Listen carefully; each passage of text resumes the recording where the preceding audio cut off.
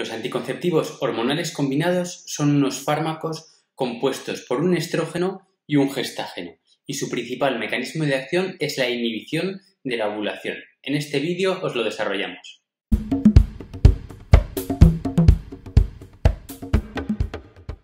Los anticonceptivos hormonales combinados son el segundo método anticonceptivo más utilizado en España, después del preservativo. A pesar de ello, existe una creciente hormonofobia, probablemente fruto del desconocimiento, no solo por parte de las usuarias, sino también de los profesionales. Este vídeo está dirigido a profesionales de la salud. Si no lo eres, puedes consultar el vídeo correspondiente con un contenido más adecuado y comprensible en el área mujer.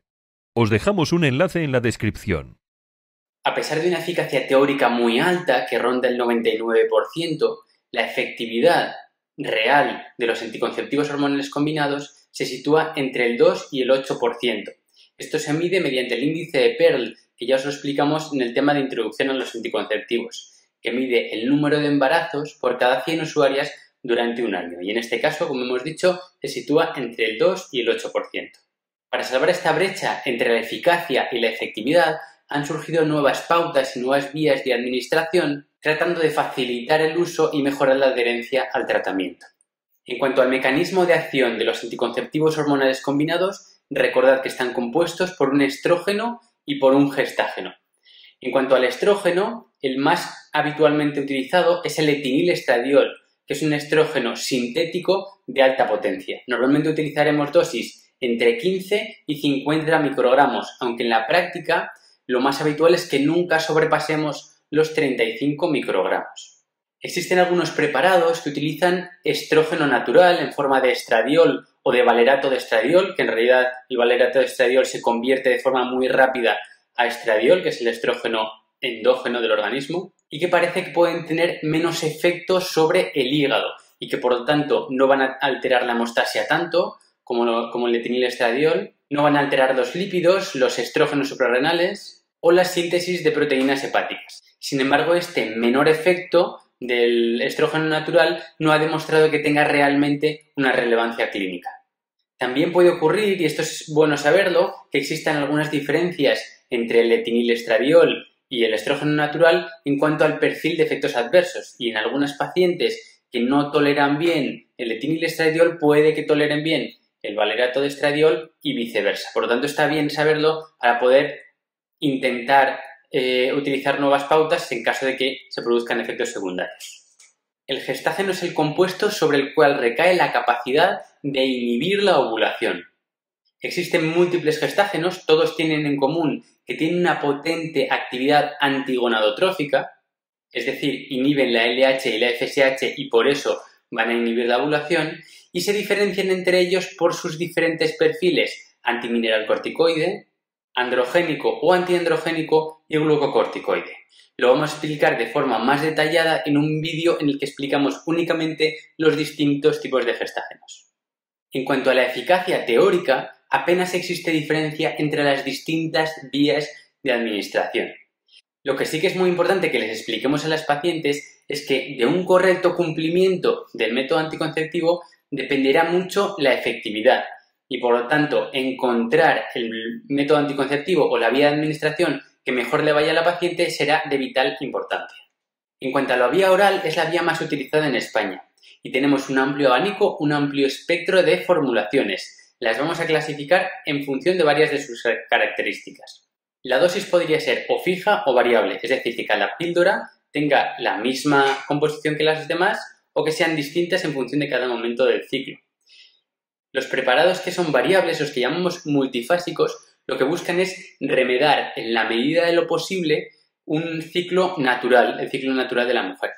Sin embargo, debido a la dificultad del manejo en caso de que se produzca algún olvido, en realidad lo que nosotros utilizamos en la mayoría de los casos son compuestos monofásicos, de dosis fija, que cada píldora tiene la misma composición. A excepción, claro está, de los días de descanso, que ya sabéis que en algunas ocasiones tienen placebo, sí que tienen pastilla para tomar, pero que no tienen medicamento, ¿vale? Pero el resto de pastillas serán iguales a lo largo del mes. También habrá diferencias en función del tipo de estrógeno y del tipo de gestágeno, como hemos comentado previamente. También habrá diferencias en cuanto al número de pastillas que tengamos por cada ciclo, por cada blister. Lo más habitual es que utilicemos compuestos o preparados que tengan 21 pastillas o 28 en caso de que tengan placebo para los días de descanso, pero que el fármaco se utilice durante 21 días. Eso es lo más habitual. También existen preparados que tienen o 24 o 26 píldoras activas. Lo que se está buscando es reducir el intervalo libre de hormonas para reducir así los síntomas causados por la deprivación, como pueden ser la mastalgia, la cefalea, el dolor de regla, la dismenorrea. Existen pautas especiales, como por ejemplo la pauta prolongada, que son pautas de más de 28 días seguidos de fármaco y que se pueden dar de forma flexible, es decir, adecuarlos un poquito a cada paciente según sus preferencias, reduciendo así el intervalo libre de hormonas, o incluso existen preparados que ya están comercializados como tal, que tienen pautas, por ejemplo, de 84 días seguidos con hormona y 7 días de descanso. Así solo habrá un intervalo libre de hormonas de 7 días una vez cada 3 meses, ¿vale? Para reducir también, pues eso, se busca reducir el síndrome premenstrual, la dismenorrea, pues todos estos síntomas típicos de la deprivación hormonal. Incluso podríamos llegar a utilizar lo que llamamos la pauta continua, que es dar una píldora activa todos los días del año, sin descanso. No solo no se compromete la seguridad ni la eficacia del método, sino que está demostrado que tiene ciertas ventajas. Mejora la cefalea, mejora el cansancio, mejora la distensión abdominal, el síndrome premenstrual, o sea que no es una opción para nada descabellada. En cuanto a la vía parenteral, cada vez se utiliza menos y solo hay un compuesto comercializado que está formado por entantato de estradiol y dihidroxiprogesterona. Además, en España, debido a su falta de uso, no se comercializa, aunque sí que se puede prescribir como medicamento extranjero, en caso de que sea realmente necesario. La aplicación se hace de forma intramuscular entre los días 7 y 8 de cada ciclo. La vía vaginal sí que se utiliza bastante y se suele utilizar en forma de anillo que libera etonogenestrel y etinilestradiol. El anillo se utiliza durante 3 semanas consecutivas y después se hace una semana de descanso. El primer ciclo que lo utilicemos deberemos colocar el anillo durante los 5 primeros días de ciclo y, ojo, utilizar preservativo ese primer ciclo durante 7 días, a no ser que lo hayamos colocado el primer día de ciclo. Si lo hemos colocado el primer día de ciclo, desde el primer momento ya no hace falta que utilicemos preservativo. A nivel farmacocinético, los niveles de fármacos son similares que con la vía oral y por tanto los efectos secundarios, las indicaciones y las contraindicaciones son similares. Pero tiene una ventaja y es que nos vamos a evitar el primer paso hepático. Al eliminar el primer paso hepático parece que se producen menos factores procoagulantes que con la vía oral y además vamos a reducir la exposición sistémica al fármaco.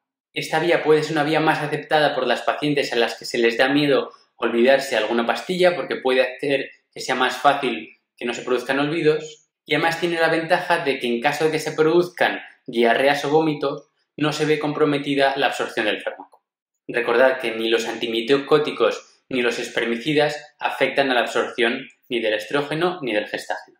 En cuanto a la vía transdérmica, al parche, se trata de un parche que se coloca de forma semanal durante 3 semanas consecutivas, es decir, un parche cada semana durante 3 semanas y después se hace una semana de descanso. Lo mismo, el patrón farmacocinético será muy similar a la vía oral y tampoco tiene primer paso hepático, por lo que los procesos gastrointestinales tampoco le van a afectar a la absorción. Sin embargo, sí que es verdad que la exposición sistémica al fármaco es mayor que con el anillo e incluso que con la vía oral, sin que se hayan demostrado perjuicios clínicos por ello. Es importante explicar a las pacientes que el parche se colocará en una zona distinta cada vez para minimizar las posibilidades de que se produzcan reacciones adversas o reacciones alérgicas. Y hay que evitar la utilización de cremas un rato antes o un buen rato antes de utilizar el parche para evitar que después se despegue. Y aunque las intolerancias o las reacciones alérgicas son muy poco frecuentes, es verdad que son una posible causa de abandono del método. En cuanto a los efectos secundarios, ya sean beneficiosos o perjudiciales, tenemos 2 vídeos por separado hablando de estos temas. Y también tenemos un tercer vídeo que habla exclusivamente sobre los riesgos de los anticonceptivos, ¿vale? Así que en este vídeo no lo vamos a tratar más. ¿Y cuándo vamos a poder recomendar anticoncepción hormonal combinada? Pues fijaros, la OMS ha establecido una serie de categorías, 4 categorías, en función de las restricciones al uso de cada anticonceptivo. Llamar a categoría 1 cuando no haya ninguna restricción para el uso, categoría 2 cuando las ventajas superen a los riesgos, categoría 3, y esto es importante conocerla, cuando los riesgos superan los beneficios y por tanto solo los vamos a utilizar si es estrictamente necesario, y categoría 4 es cuando existe una contraindicación formal al uso de este anticonceptivo. Vale. Como las categorías 3 y 4 son las que realmente vamos a tener que conocer, vamos a hablar primero de la categoría 4 y luego de la categoría 3. La categoría 4 es cuando está contraindicado el uso de estos fármacos. Muy importante conocerlo. Por ejemplo, cuando estamos en las 6 primeras semanas de lactancia después del parto. También están contraindicados en las 3 primeras semanas después del parto cuando existen otros factores protrombóticos, porque ya sabéis que el puerperio es un momento de hipercoagulabilidad, ¿vale? En mujeres que fuman más de 15 cigarrillos al día y tienen más de 35 años, contraindicado, importante que lo preguntemos. Cuando existen múltiples factores de riesgo cardiovascular, cuando tenemos una hipertensión arterial mal controlada, una tensión sistólica de más de 160 o una diastólica de más de 100 milímetros de mercurio. Cuando hay antecedentes personales o de trombosis venosa profunda o de tromboembolismo pulmonar. O cuando hay un tromboembolismo venoso en el momento actual. También cuando la paciente se vaya a someter o se acabe de someter a una cirugía mayor o esté inmovilizada durante un tiempo prolongado. En algunas trombofilias familiares diagnosticadas. En las pacientes que tengan o hayan tenido una cardiopatía isquémica. O en las pacientes que hayan tenido un ictus. También están contraindicados en las pacientes con lupus que tengan un anticuerpo anti-P positivo o que este sea desconocido. En las pacientes que tengan una valvulopatía complicada con hipertensión pulmonar o con fibrilación auricular o con una historia de endocarditis o prótesis metálicas. En las pacientes, y esto es muy importante, que tengan cefalea migrañosa con aura. En las pacientes que tengan cefalea sin aura, ya lo veremos, en general serán categoría 3, salvo que sean mayores de 35 años. Si tienen migraña con aura y más de 35 años, también son categoría 4 y también están totalmente contraindicados. Mujeres que hayan tenido un cáncer de mama en los últimos 5 años, totalmente contraindicados. Pacientes que tengan una hepatitis viral aguda o reagudizada o una cirrosis descompensada. Y por último, en las pacientes que tengan o un adenoma hepático o un hepatocarcinoma.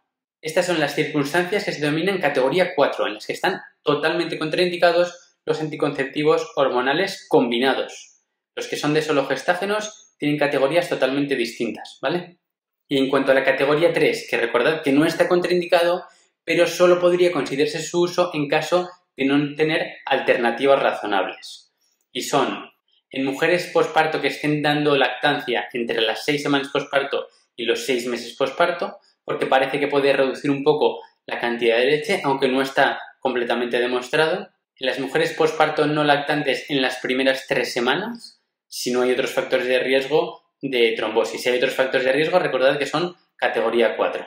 Y en mujeres posparto entre los días 21 y 42, si sí que existen otros factores de riesgo de trombosis. También son categoría 3 las mujeres mayores de 35 años que fumen, pero en este caso menos de 15 cigarrillos. Es categoría 3 la hipertensión arterial bien controlada o regular controlada, entre 140 y 160 la sistólica y 90 y 100 la diastólica.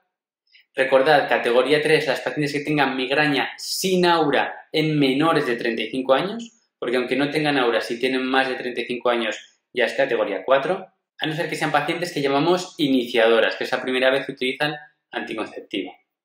También es categoría 3 las mujeres que tuvieron un cáncer de mama hace más de 5 años, que tengan una diabetes mellitus de más de 20 años de evolución o que se asocie con vasculopatía, neuropatía, nefropatía, la enfermedad vascular, la colestasis asociada a la toma de anticonceptivos o algunos fármacos como la rifampicina, la rifampicina o algunos anticonvulsivantes, porque ya veremos más adelante que son inductores enzimáticos que pueden reducir la eficacia de los anticonceptivos, pero ya lo hablaremos. En cuanto a la prescripción, para prescribir adecuadamente un anticonceptivo tendremos que seguir los siguientes requisitos. En primer lugar, una historia detallada, tanto familiar como personal. También deberemos tomar la atención de las pacientes para ver si hay alguna contraindicación. El cálculo del IMC también se recomienda, aunque no es obligatorio, pero es verdad que nos puede ayudar para monitorizar la ganancia de peso que es un tema que suele preocupar a nuestras pacientes. En general, la obesidad o el peso excesivo no es una contraindicación para utilizar ningún anticonceptivo, salvo el parche transdérmico, porque reduce mucho su eficacia en mujeres que pesen más de 90 kilos. Es importante, nos dice la OMS, que tenemos que informar a las pacientes sobre la eficacia, los riesgos, beneficios, los tipos de preparado, el modo de empleo, los efectos beneficiosos, el seguimiento, eliminar las creencias erróneas, en fin. Algo que es muy complicado en una consulta de ginecología, porque no nos da tiempo a todo. Por eso creemos que es muy útil utilizar herramientas audiovisuales como esta, como el área mujer de aula ginecología, en la que podemos dar el PDF a las pacientes con el QR y ellas se pueden informar con una fuente fiable y luego traspasarnos sus dudas, porque explicarlo todo en una sola consulta es realmente muy complicado. En general no será necesario hacer una analítica de rutina a las mujeres a las que prescribamos anticonceptivos hormonales, salvo que sean mayores de 35 años y que tengan algún factor de riesgo de enfermedad cardiovascular. En esos casos recomendamos hacer un perfil lipídico, un perfil hepático y una glucemia. Y en cuanto a la coagulación, en general no realizaremos una analítica de la coagulación a nuestras pacientes, salvo en las que tengan antecedentes familiares de tromboembolismo venoso en menores de 45 años o en localizaciones infrecuentes, por ejemplo, en un brazo, que no es una localización frecuente de un tromboembolismo venoso. En estos casos no solo será recomendable, sino que será un requisito indispensable para hacer la prescripción de anticonceptivos hormonales combinados. En general, si la paciente ya utilizó en el pasado otro anticonceptivo y le fue bien, solemos recomendar el mismo anticonceptivo o uno que se le parezca lo más posible. En la consulta solemos recomendar que se tomen los anticonceptivos a la misma hora del día, todos los días, aunque no sea algo indispensable, pero para minimizar el riesgo de olvidos. Algo que nos preguntan con frecuencia las pacientes es si pueden elegir el día de la regla, y la realidad es que sí, simplemente pueden alargar el tiempo en el que utilizan el fármaco, la píldora, lo toman más días y así pueden ir retrasando un poquito la regla, o incluso pueden acortar la semana de descanso. Lo que no es recomendable es acortar los 21 días de fármaco. Y es importante, aunque a veces nos parece obvio a nosotros, pero no siempre lo es tanto, que recordemos a las pacientes que los anticonceptivos hormonales no protegen de enfermedades de transmisión sexual. Por lo tanto, recomendemos el doble método siempre que lo crean oportuno. ¿Y cómo deben comenzar? Pues habitualmente lo que les recomendamos es que empiecen a tomar el fármaco el primer día del siguiente ciclo. Es importante que les recordemos que esto solo es para comenzar, para el primer ciclo. Después de este primer ciclo tendrán que comenzar la siguiente caja una vez terminen los 7 días de descanso, independientemente de cuándo les haya bajado la regla o incluso de que no hayan tenido regla. Además, también existe la posibilidad de hacer lo que llamamos un quick start, es decir, no esperar al siguiente mes para iniciar el tratamiento. Y esto lo haremos siempre que estemos en los 7 primeros días de ciclo. En este caso debemos estar razonablemente seguros de que la paciente no está ya embarazada, porque entonces ya no servirá de nada. Cuando empecemos a tomar el fármaco entre el día 2 y 4 del ciclo, que no lleguemos al 5.º día de ciclo, en general no será necesario que recomendemos preservativo, salvo que estemos prescribiendo estrógeno natural. En caso de que estemos utilizando estrógeno natural, sí que debemos recomendar utilizar preservativo durante 7 días. Y si el comienzo del fármaco ya no es en nuestros primeros 4 días, sino entre los días 5 y 7, aunque utilicemos etinilestradiol, tenemos que recomendar utilizar preservativo durante 7 días durante el primer ciclo. Incluso si utilizamos un estrógeno natural, no solo durante 7 días, sino durante 9 días. ¿Y qué pasa si la paciente quiere cambiar de anticonceptivo? Bueno, si quiere cambiar desde otro anticonceptivo hormonal combinado, lo único que tiene que hacer es sustituir uno por otro. No hace falta que termine el ciclo para comenzar el siguiente preparado. Puede hacer el cambio en el mismo momento del ciclo. En caso de que la paciente esté utilizando un DIU de levonorgestrel, como su mecanismo de acción no es únicamente la anovulación, de hecho muchas pacientes que utilizan DIU de levonorgestrel sí que ovulan, y por lo tanto vamos a iniciar el medicamento el día que retiremos el DIU de levonorgestrel, pero además vamos a recomendar que utilicen preservativo durante los 7 primeros días de anticoncepción. Incluso en el caso de que utilicemos estrógeno natural, En lugar de 7 días, 9 días de preservativo. Pero si utilizamos cualquier otro anticonceptivo de solo gestágeno, que no sea el DIU de levonorgestrel, como sí que tiene un efecto anovulatorio, simplemente podremos cambiar uno por otro sin tener que utilizar preservativo ningún día. En el caso de estar utilizando un DIU de cobre, retirarlo y empezar con anticonceptivos, como no es un anticonceptivo hormonal, realmente se parecerá mucho a si estamos comenzando con un anticonceptivo. Por lo tanto, como antes, hasta el 5.º día de ciclo no necesitaremos otro anticonceptivo, salvo que sea estrógeno natural, y necesitaremos utilizar preservativo durante 7 o 9 días cuando hagamos el cambio después de este 5.º día de ciclo. En cuanto al seguimiento, aunque no es imprescindible, sí que es recomendable hacer, aunque sea una llamada o una consulta corta, entre los 3 y los 6 meses después de iniciar un anticonceptivo para ver qué tal está yendo, para ver qué tal es la adherencia y si ha surgido algún efecto secundario. Hay que recordar a las pacientes que los sangrados intracíclicos, los spotting, no comprometen la eficacia ni la seguridad del método. Si se perpetúan o aumentan en intensidad o preocupan a la paciente, se puede cambiar de preparado o de vía de administración a ver si así desaparecen. También hay que explicar a las pacientes que si la menstruación desaparece y no hay regla a lo largo de los meses, tampoco está comprometido ni la eficacia ni la seguridad del método, aunque en muchas ocasiones esto preocupa a las pacientes porque no saben si se han quedado embarazadas. Por ello, muchas veces lo que hacemos es aumentar la dosis de estrógeno para que crezca más el endometrio o incluso podemos hacer un mes de descanso para que se recupere el endometrio y así que en los siguientes ciclos sí que se produzca sangrado. Hay que tener cuidado con esto, que no se quede embarazada en este mes en el que no utilizamos anticonceptivo. En cuanto a los síntomas leves como mareos, cefalea, algo de mastalgia, hay que recordar a las pacientes que suelen ceder después de 3 o 4 meses de uso de anticonceptivo. O sea que tienen que tener a veces un poquito de paciencia. Y algo que nos preocupa mucho, no está justificado ni es recomendable hacer periodos de descanso, porque no aportan ningún beneficio en absoluto y aumenta el riesgo de que aparezcan estos síntomas de reinicio, estas náuseas o estos síntomas leves que aparecen al principio del uso de anticonceptivos. Por lo tanto, en general, no se recomienda hacer descanso del anticonceptivo. Tenemos que saber, y de hecho tenemos que explorar en la historia clínica, que hay algunos fármacos que son inductores enzimáticos, sobre todo el citocromo P450, que aceleran la eliminación de estos fármacos y que, por tanto, interactúan y disminuyen la eficacia de los anticonceptivos hormonales combinados. Los más importantes son algunos antibióticos como la rifampicina o la rifabutina.